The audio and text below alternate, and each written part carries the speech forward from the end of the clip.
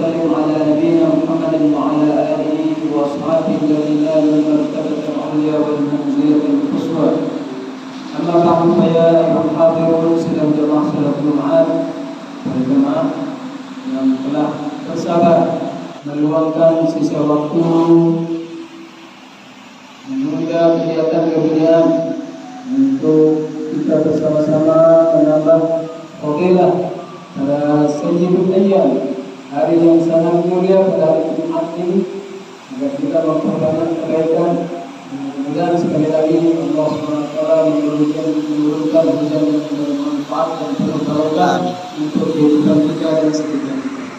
Salawat serta salam mari kita sama-sama memperbanyak kepada junjungan kita Nabi Muhammad sallallahu alaihi wasallam, kepada segenap keluarga, para sahabatnya dan para pengikutnya yang setia, dan mudah-mudahan kita termasuk pengikut Nabi Muhammad sallallahu alaihi wasallam. Bapak-bapak, saudara-saudara, jemaah Masjid Nurul Yakin surga, mudah-mudahan selalu dalam kasih sayang dan ridho dari Allah Subhanahu wa taala. Singkat yang disampaikan untuk pertemuan yang kedua. Itu kita sampaikan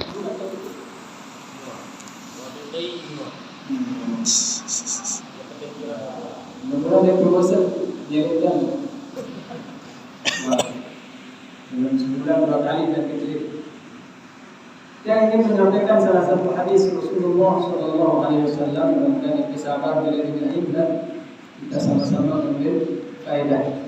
Pernah suatu ketika Rasulullah Sallallahu Alaihi Wasallam berkawan dengan sahabat Abu Hurairah radhiyallahu anhu. Abu Hurairah yang perlu tahu bersahabat dengan Rasulullah SAW karena telah masuk Islam. Tetapi Abu Hurairah ini adalah sahabat yang paling bersemangat mendengarkan hadis-hadis Rasulullah SAW, sampai dikabarkan lebih dari 5.000 hadis yang beliau hafal.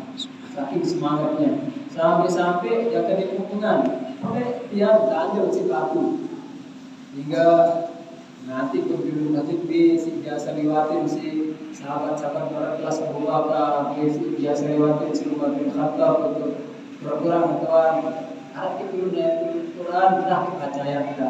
Apa yang Abu Hurairah pura-pura mengenal betul sang-sang dan edak kuningan sampai pada tujuh lah si perhatian si dengan kam si angin si telinga si ingatan akan hadis Rasulullah SAW.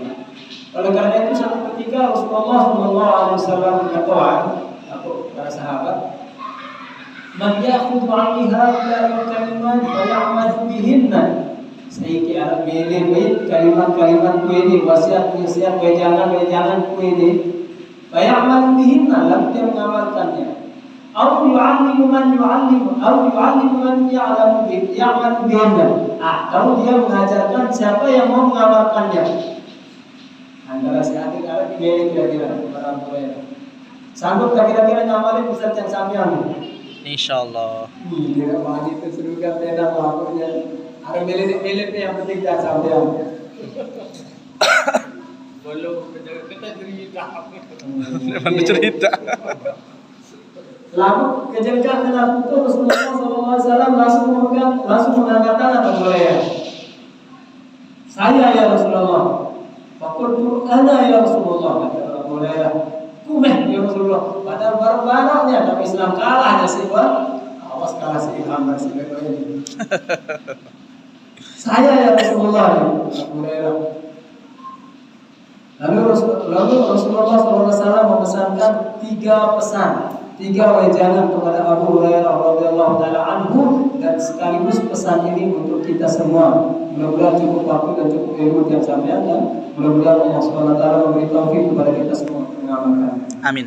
Wasiat Rasulullah SAW yang pertama, ittaqil maharim takun a'badan nas. Jauhilah olehmu perkara-perkara yang haram, niscaya engkau akan menjadi orang yang tekun, orang yang rajin beribadah. Ada sanggup kira-kira ini sikit, masih pengen aku dari bani. Ittaqil maharim takun a'badan nas. Jauhi olehmu perkara-perkara yang haram, niscaya engkau akan menjadi orang yang tekun, orang yang rajin beribadah.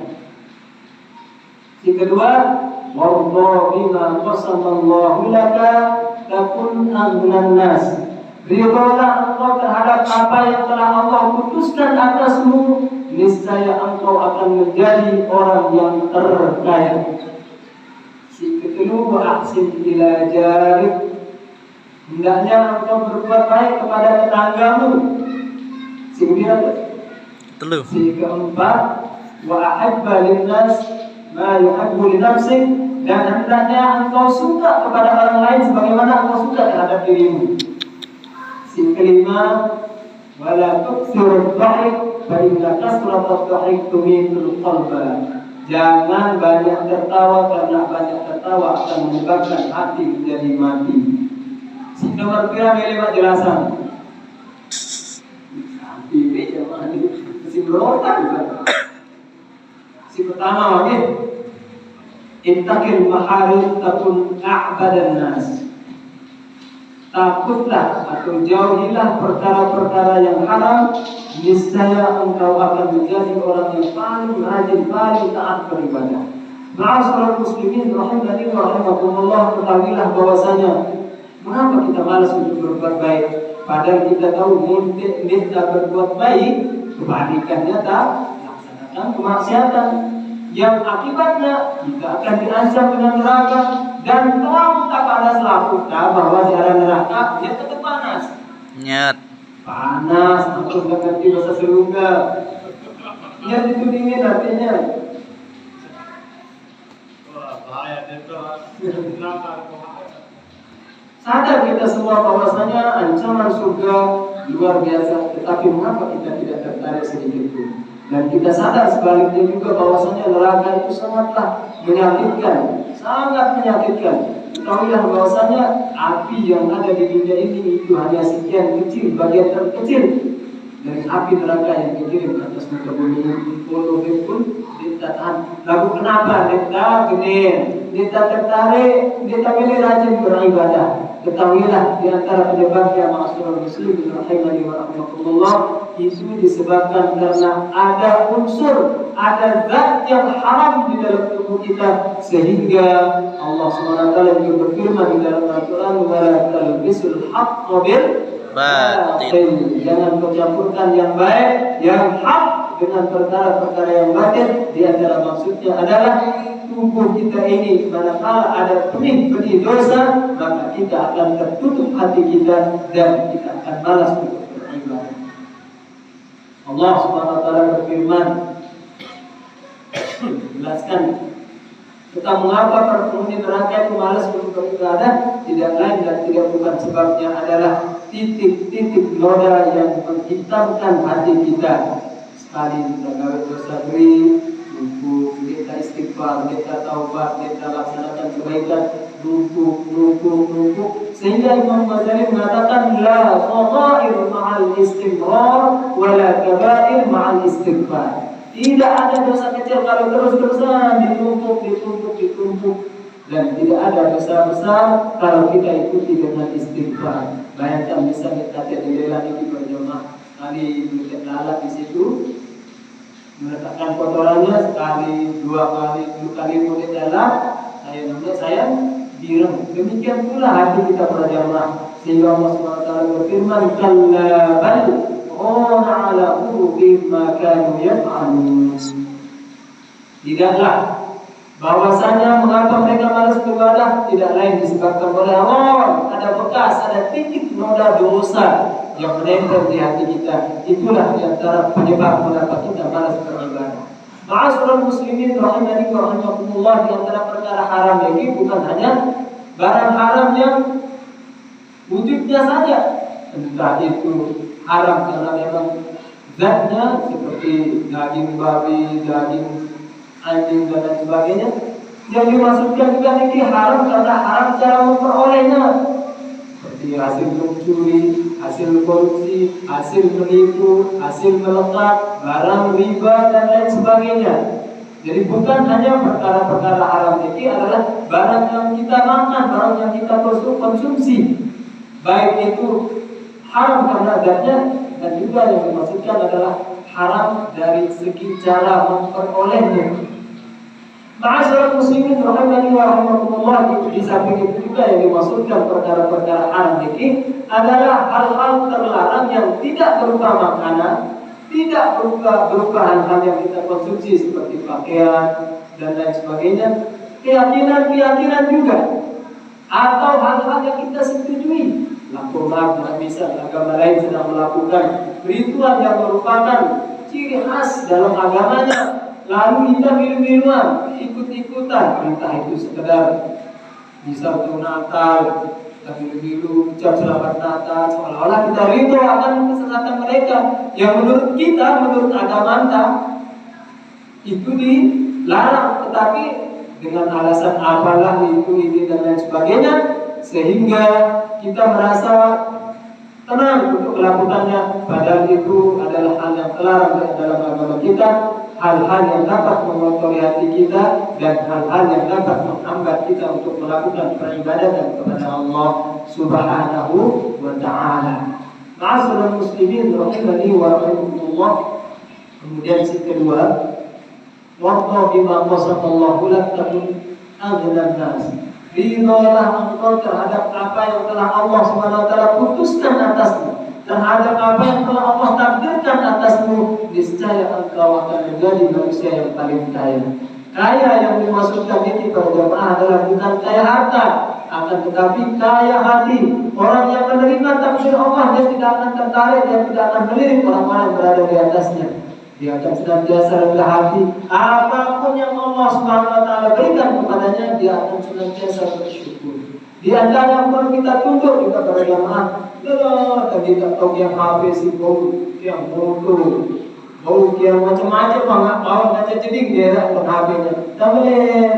Terus kita menggerutu, ya udah itu miskin, dia itu dan sebagainya. Takdir itu ditentukan oleh Allah Subhanahu wa ta'ala dan diberikan bagi hambanya, itu adalah yang terbaik. Mungkin diberi HP sibuk bukan, itu bukan Allah tidak sayang, melainkan Allah berikan yang terbaik untuk kita, karena Allah tidak mau menjerumuskan hambanya lewat dosa melalui apa kianati untuk Facebook dan lain sebagainya. Bukan berarti hal itu tidak ada manfaat pada jemaah, tapi banyak kita di antara kita, sebagian dari kita tergelincir dalam dosa-dosa yang ditimbulkan, saling komen, saling apa sih ini perlu dan sebagainya bahkan. Kemudian ada takdir yang perlu kita maklumi pada jemaah yang sering membuat kita mangkel, demi angin, demi otak dan sebagainya. Contoh kecil misalnya, wah lelah dari kebun, bulit-bulit ada kembali perhentian milik tabungan.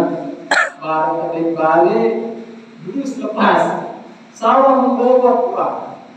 Namun militer nyamuk lalu mudah sadar bahwa itu kita katakan qadar Allah, itu sudah ditakdirkan oleh Allah SWT. Semua yang terjadi, ada yang rokok ini, yang meja warna putih, yang misi putih, sebelum Allah SWT ciptakan langit dan bumi ini 50.000 tahun sebelumnya sudah ditentukan oleh Allah SWT takdir ini. Lalu serupa juga orang mati dalam putih dan lain sebagainya, termasuk salah satu contoh ada si Barok, walau atau depan tapi kali kemudian si Jawa dan lain sebagainya. Ini semua sudah takdir. Manakala kita meyakini itu sudah ditakdirkan oleh Allah Subhanahu wa ta'ala, kita boleh melawan. Kita qadarullah wa ma syaa fa'ala. Semua sudah dikadarkan, sudah ditentukan oleh Allah Subhanahu wa ta'ala, dan apa yang Allah kehendaki Allah Subhanahu wa ta'ala laksanakan.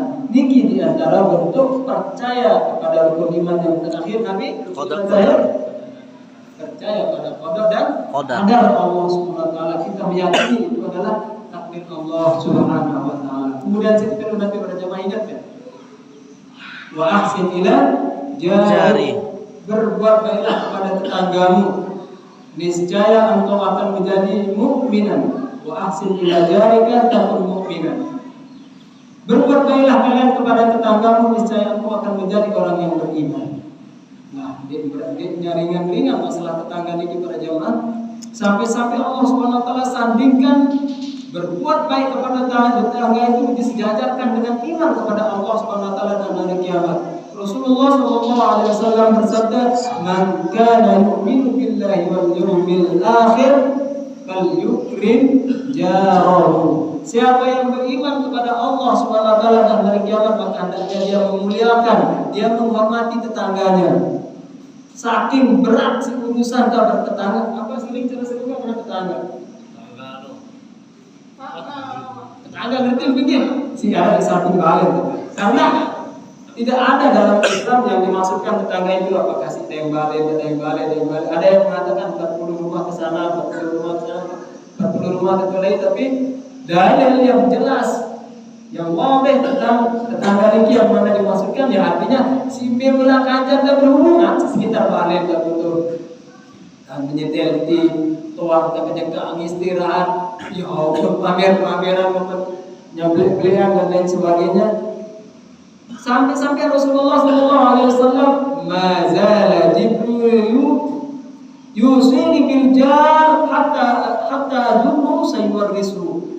Senantiasa malaikat Jibril setiapnya datang dia wahyu. Aruna minta Nabi Muhammad SAW setiap beliau datang membawa wahyu, malaikat Jibril selalu mengingatkan tentang berbuat baik kepada tetangga. Sampai apa nih Rasulullah SAW? Sampai aku menyangka bahwa ya jika tamal ahli waris orang tetangga itu akan mewarisi.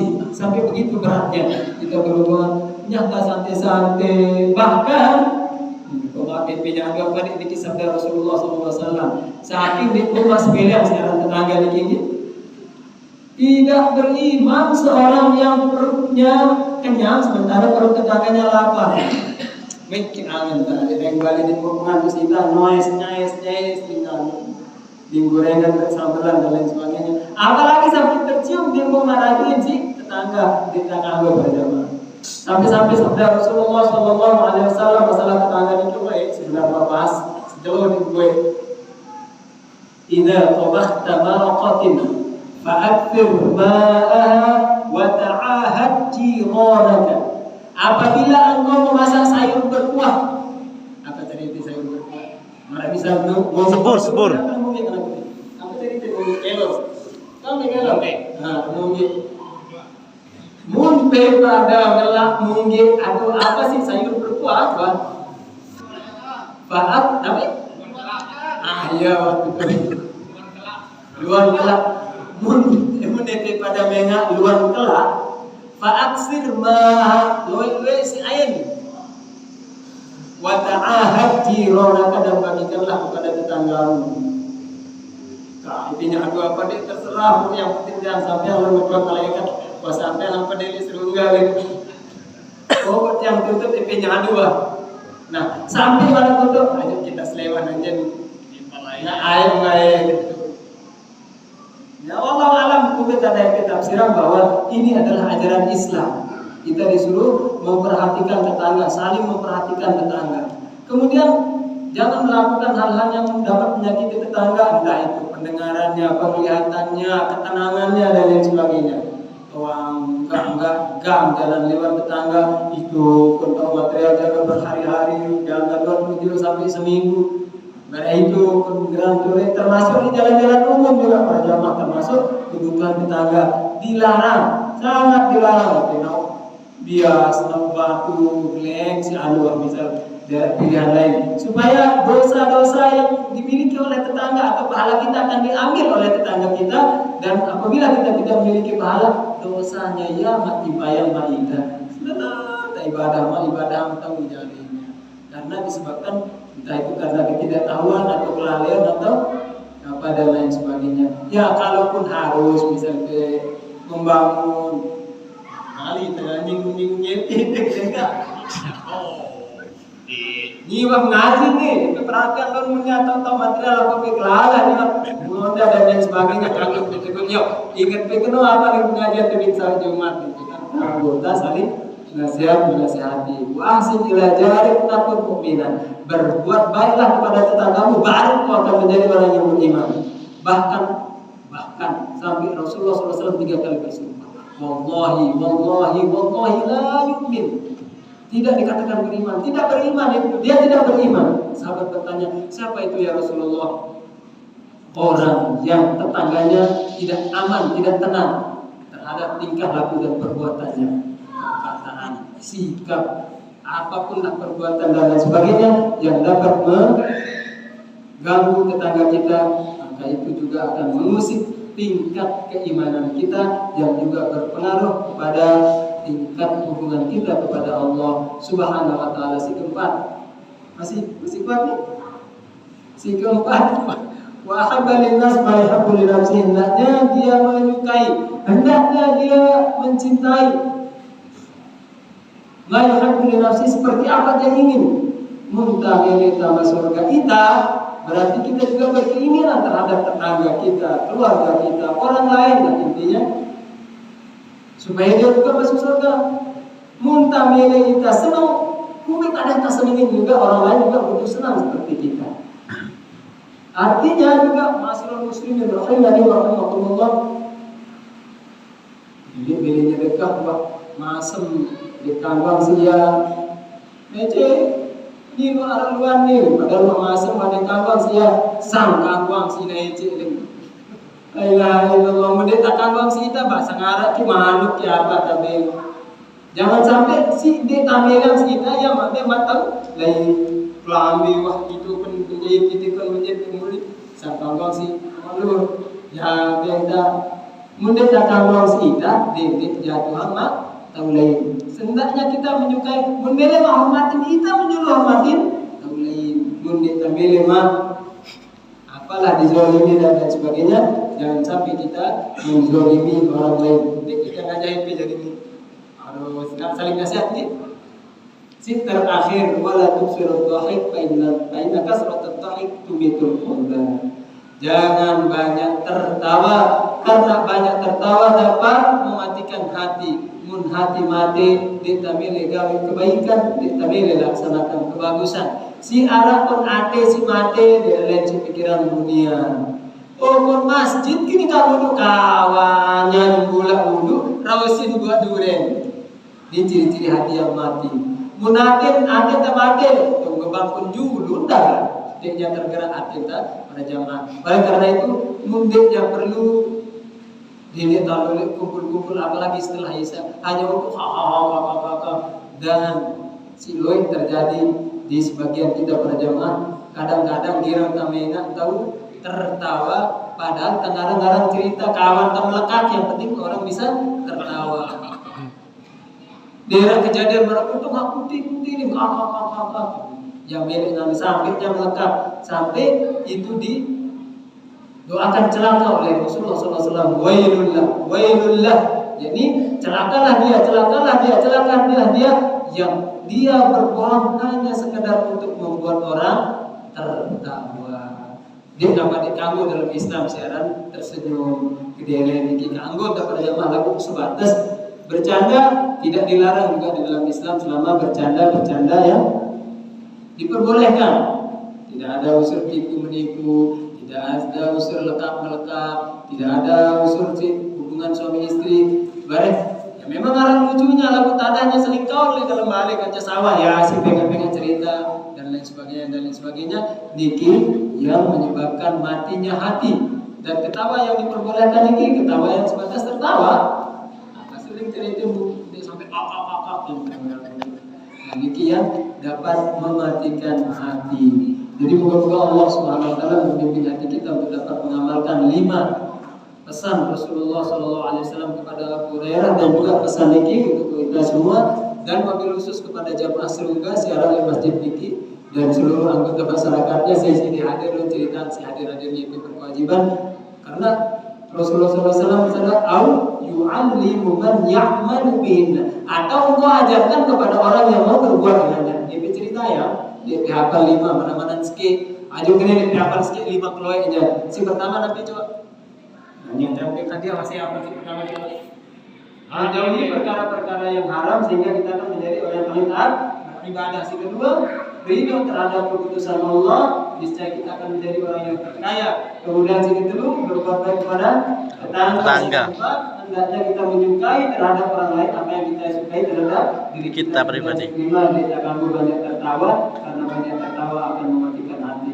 Dan sekali menunggu daripada hafal dan bisa mengambil manfaat, paling tidak pimpin diri kita itu pun kalau kembali, sambil itu pun menjadi tali balik agar kita kasih anak dari kita dan orang-orang yang menjadi tanggung jawab kita. Cukup ni? InsyaAllah. Kurang dan lebihnya dia maaf ni. Aku mau lihat dia waspada Allah dan dia buat kembali المسلمين والمسلمات فاستغفروه إنه هو الغفور الرحيم. سبحانك اللهم وبحمدك أشهد أن لا إله إلا أنت أستغفرك وأتوب إليك. السلام عليكم ورحمة الله وبركاته.